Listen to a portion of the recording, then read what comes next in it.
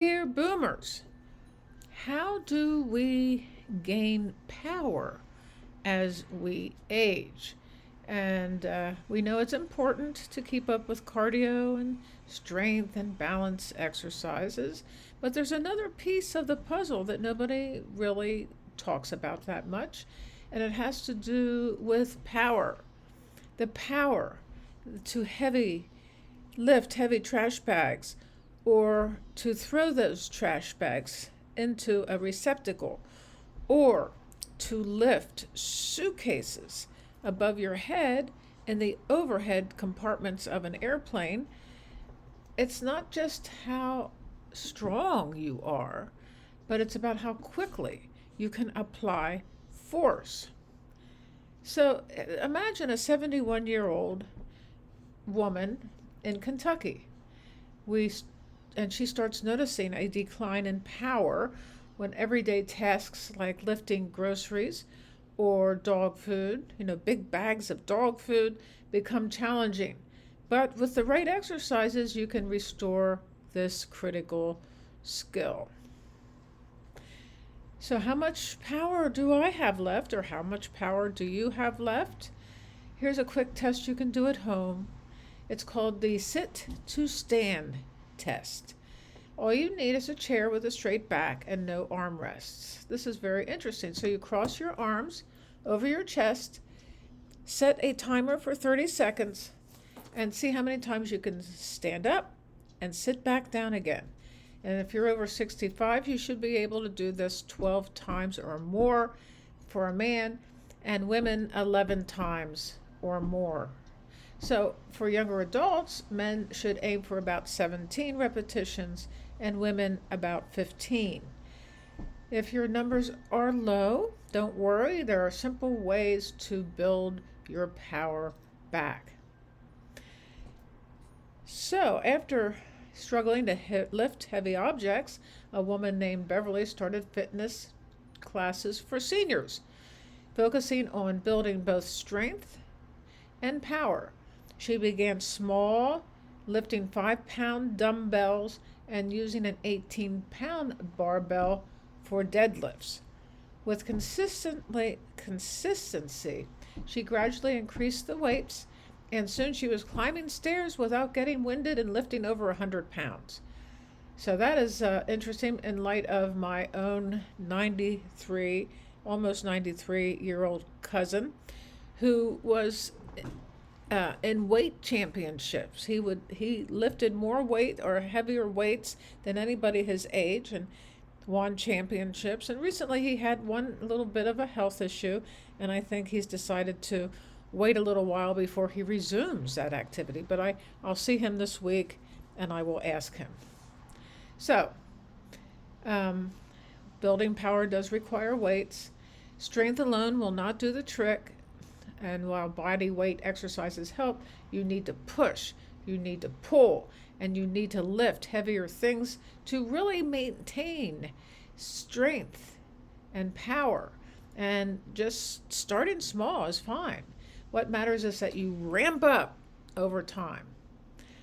When we treat seniors with kid gloves, we risk accelerating their decline. Consistency is key, and actually, consistency is key in everything. Notice, I step up here to the camera every day. I have experimented with certain things that I think you will be interested in, but so far, I think the most interesting thing to my audience is health and wellness, and as we age, how we can maintain our strength, our attitude, our exuberancy for life. So, consistency is key. You'll be surprised how quickly power can return when you stick with it. So it doesn't really take much to build power, but you have to stay, as I said, consistent, whether you're 55 or 85. The benefits are life-changing. You'll be able to enjoy more activities, move around more confidently, and help others. Also, you'll be more able to, if you slip, you'll be much better able to right yourself before falling. And that is very interesting. So it's time to power up our life. It really is. And please tell me what you think in the comments.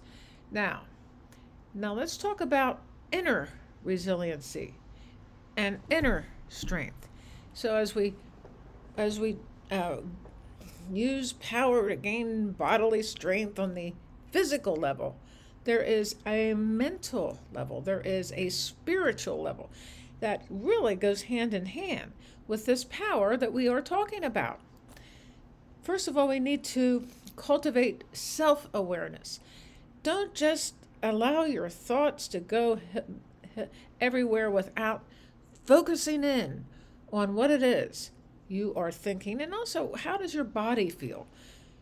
Do a body scan, and that's a very popular, you can find that, how to do that on YouTube, and spend time reflecting on your thoughts, your emotions, and behaviors. Journaling and meditation helps you better understand yourself, to uncover your strengths you didn't know you had.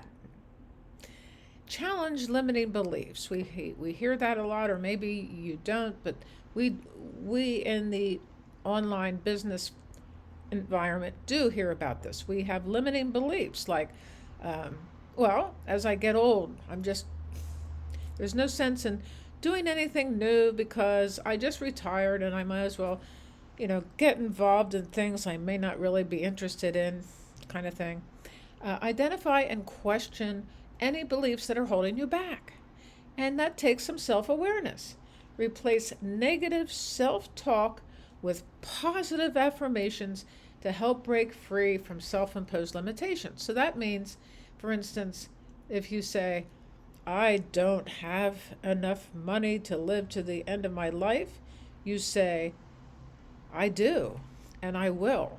And you bring this self awareness into your heart, and you harmonize your body to the universal sphere of love and forgiveness. Live in that realm. That's the most important thing. Embrace vulnerability. We are all vulnerable. Accept that it's okay not to have all the answers. And being vulnerable allows you to grow. And through this, you can tap into your deeper strength. Take ownership of your choices. Realize that you have control over your decisions. Every choice, no matter how big or how small, is an opportunity to take charge and align with your true potential. Set small and achievable goals, because break larger ambitions into smaller steps, because accomplishing these will build your confidence and showing you to the extent of your inner power over time. And so let's take the example of building your power and building your strength. You have to believe you can do this. You can't say to yourself, oh my God, I can't do it. I am not strong. I am not powerful. I won't live a long life. Well, we don't have control as to how long we will live. There's no doubt about that. But we do have control as to how we think about the life we are currently living. Develop resilience. Life challenges often reveal unlocked hidden strength. By learning to adapt to adversity, you develop resilience, which is a key aspect of personal power. So let's think about that. I know that my dog Pearl, this is a simple example maybe for some, but for me, I know my dog Pearl, who is healthy, but she has some handicaps. She's almost 13. She will be 13 on the 10th of October, which is, as I say, coming up.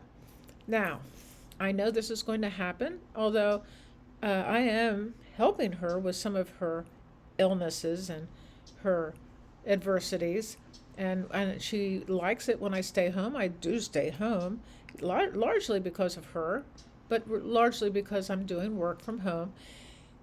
She loves it that I'm home. If I started to, leave her here alone all the time, she wouldn't like that.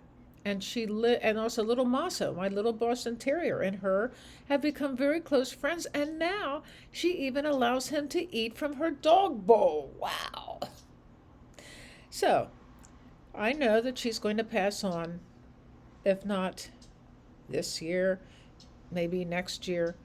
I am preparing myself for that, and I think the best way for me to think about her passing is to imagine, and I think this little visualization is true.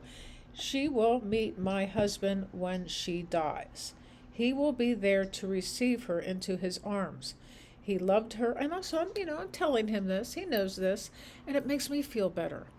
And she will have a wonderful life when she leaves me and Maso, and I can't even imagine how much I love her. And by loving her as much as I do, I must release her to her higher purpose in the next life.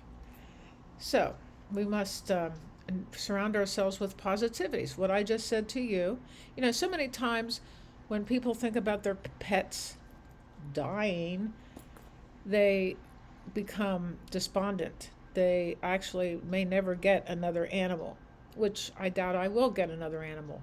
But I need to cultivate positivity and surround myself with positivity. And I do that with my friends online. I have a few friends offline. I did have a major argument with one of my friends yesterday because I had to express to him how I felt and that he was actually wrong. But I'm not going to get into that right now. Practice gratitude, focusing on what you have, and also the future of, as you imagine yourself as a powerful person, both inwardly and outwardly. That is practicing gratitude for what is yet to come is a very major thing. Have a gratitude journal.